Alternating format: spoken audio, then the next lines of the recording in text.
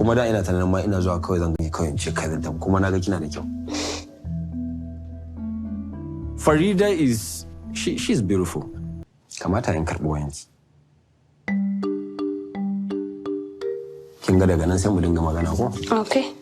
So, as you no doubt recall, Kim proposed to Usman last night. But here's a fun fact you might not be aware of. You know those 2 engagement rings that she bought for him? Neither of which he's wearing as he flirts with this beautiful young lady? Well, apparently, quote, the engagement ring that Kim bought for Usman is engraved with... #I won. Yay, Kim, you won, girl. You won. Yeah, sure, you won. Congratulations on your victory, Kim. I'm here, I'm just sitting in that hotel room, and then the reality hit me like, this just went to go meet this woman. If that's what victory looks like, then good luck, because you're gonna need it. One day after getting engaged, and your future husband is on a date with another woman, discussing how many babies they're gonna have. Kamar yara nawa kike so ki haifa? Kasu wuce 4. Oh wow. That's around my range. Around my range. Who does this guy think he is? He's plotting 10 kids and a green card. But anyway, let's rewind back to the start of this episode. So, Usman and his mum have gone to meet a young lady called Farida, who, if all goes to plan, might end up being Usman's wife and mother to his children. Today, me and my mom are meeting her friend's daughter. Because my mom wanted to see me married to a young lady as my first wife before I marry Kimbaaaly. Now, there's still a little bit of confusion as to whether Farida is a family friend or a cousin, as his mum had previously said. But either way, when Usman sees Farida, it's immediately clear that he's speechless. In fact, for a guy who claims to have all of these beautiful women in his DMs, I'd go as far as to say he has no game. He just sits there, tongue-tied, slouching in his seat, not sure what to say. So, with Usman unable to speak, it's left to both Farida's mum and Usman's mum to begin the conversation and kickstart proceedings. And they both make it very clear that they're keen to make this marriage happen. To amen, amen. Saboda ni da in gaji jikoki na. To Allah shi ya dace nuna mana. Kin ya ga ajimin kanin shekaru. Gaskiya. Can daga ba sai ita Farida ta hakuri kuma sai ya kara.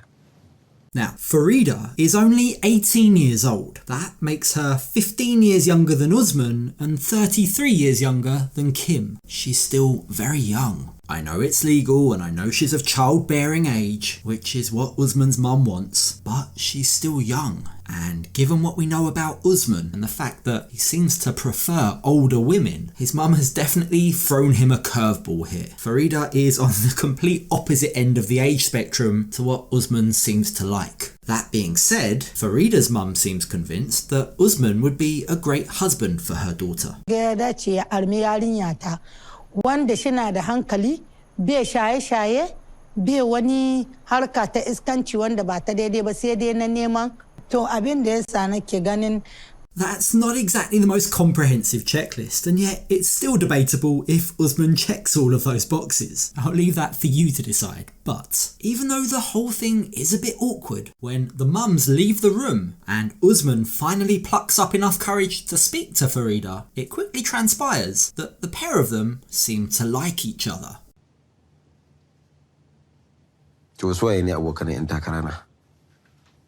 If I didn't meet Kimbaaaly, Farida can be the kind of lady that I would like to go on with.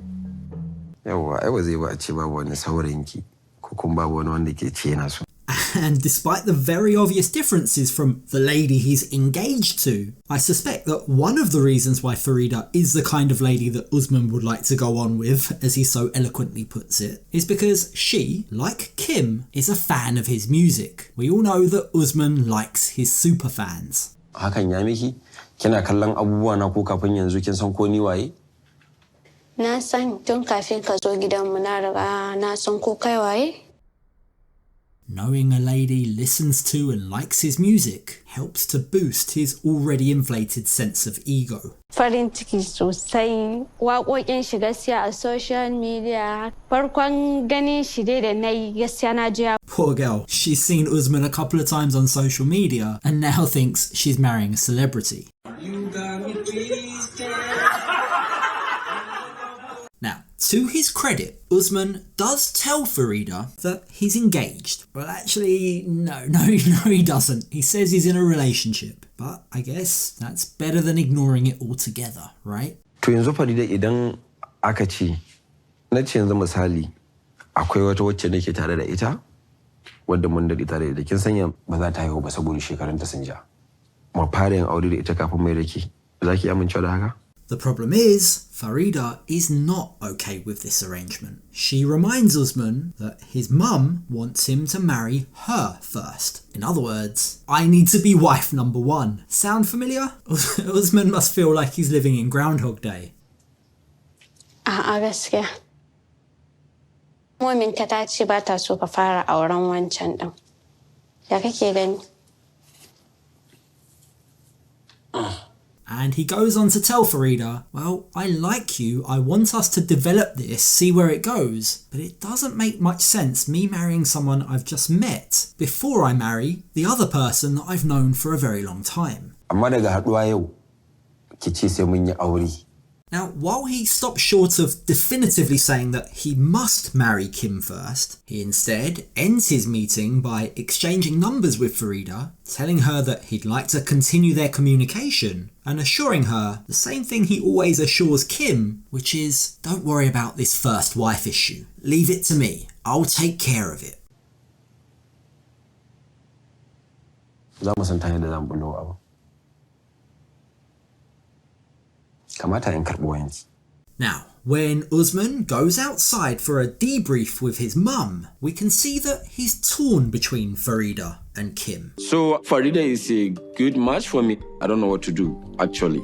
However, he does display some loyalty to Kim. He tells his mum, much to her displeasure, Bai kamata kai tsaye ba kawai a yanke hukunci.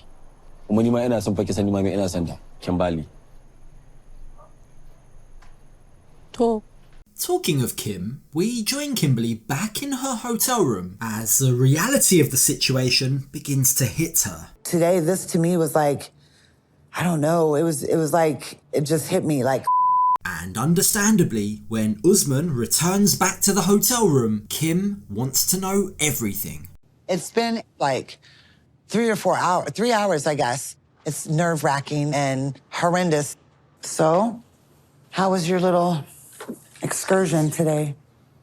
It was fine. Interesting phrase, excursion, as though Usman was on a trip somewhere. This wasn't a trip. Kim, this was your fiancé potentially meeting his next wife. Now it's noticeable here that Usman seems very low energy, like he's exhausted, or maybe he's just hesitant to give too much away. Like what happened? Walk me through it. Me and the lady, we speak, like we spoke a lot, so.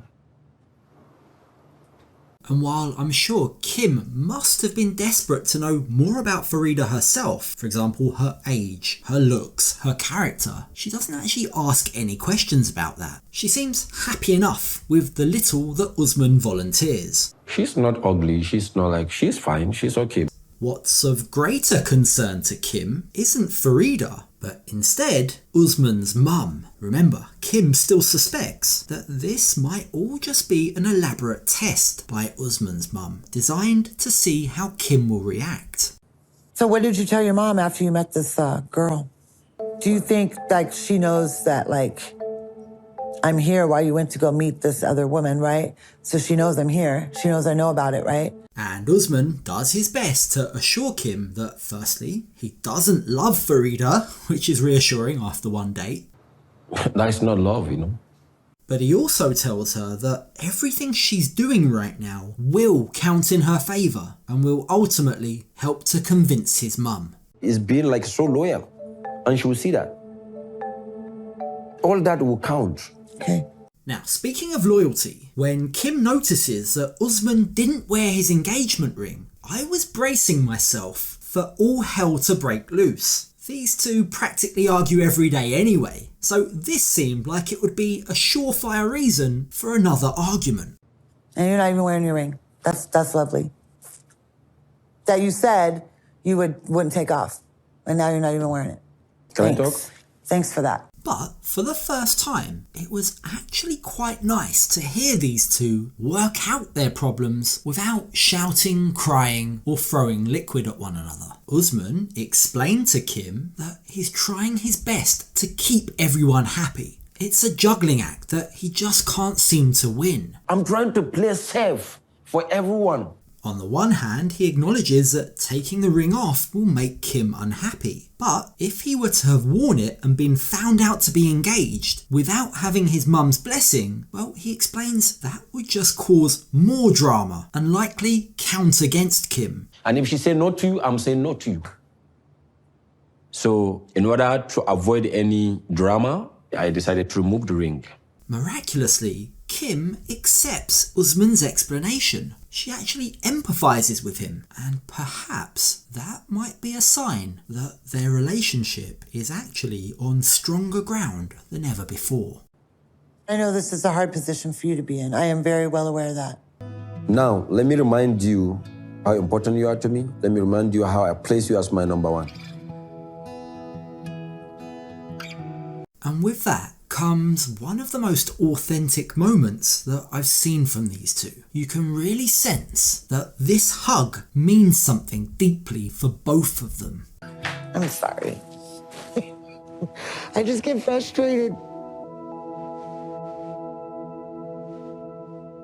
Which brings us on to the next day. Usman and Kim have received an unexpected summons to meet up with Usman's family. Today, out of nowhere, Usman's brother, Mohammed, called Usman and said that his mom needed to meet with us right away. I have no idea what this is about, and I'm really nervous. I feel sick, I'm so nervous. These past few days have clearly had an effect on both of them, because while Kim feels sick, Usman looks visibly exhausted. It's not as usual. I am not just strong, I'm weak. I know, I can tell your energy's low today. I see it. When his brother Mohammed and his mum arrive, the fact that they can't make eye contact with Kim just increases the tension. Usman's mum starts by asking Usman, "Am I right in thinking you didn't like the girl you met yesterday?" To which Usman responds, Da na gani gaskiya ni dai ba ta yi mun ba. Dai mami za ta amince ta haƙuri. Mu yi baiko da wannan. That does not look like the facial expression of someone who's impressed. All her efforts to find him a beautiful young bride, and instead he wants a green card.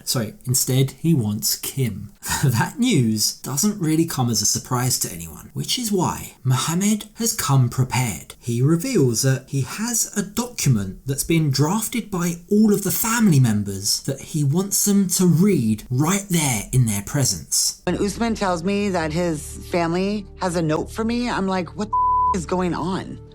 I'm thinking in my head, this has to be a whole new set of demands. This whole situation is just terrifying. The note turns out to be less of a note and more of a contract. It contains 3 conditions that Kim must agree to in order for his mum's blessing to be given. Clause 1, let's call this the prenup clause. Either Usman or Kimberly have no right to anyone's properties or money unless willingly. I understand what they're trying to do there, but that clause, especially with the way that it's written, is basically unenforceable. A good lawyer, heck, even a bad lawyer, will be able to get either of them out of that in 2 seconds flat. So, on to the next condition. This one is the travel clause. If the couple decides to move to the United States of America, Kimberly must allow Usman to visit his family in Nigeria every quarter. Okay, again, I'd argue that's not legally enforceable either, but his family want Usman to come back to Nigeria 4 times a year. No mention there of who's going to pay for the expensive airplane tickets. And now for the final condition. We'll call this last one the Nigerian family clause. Kimberly must allow Usman to marry a young lady in the future to enable her to have children. That particular clause is one that I'm sure the folks over at Homeland Security and USCIS will be very interested in. Good luck getting your green card now, Usman. I agree. I mean,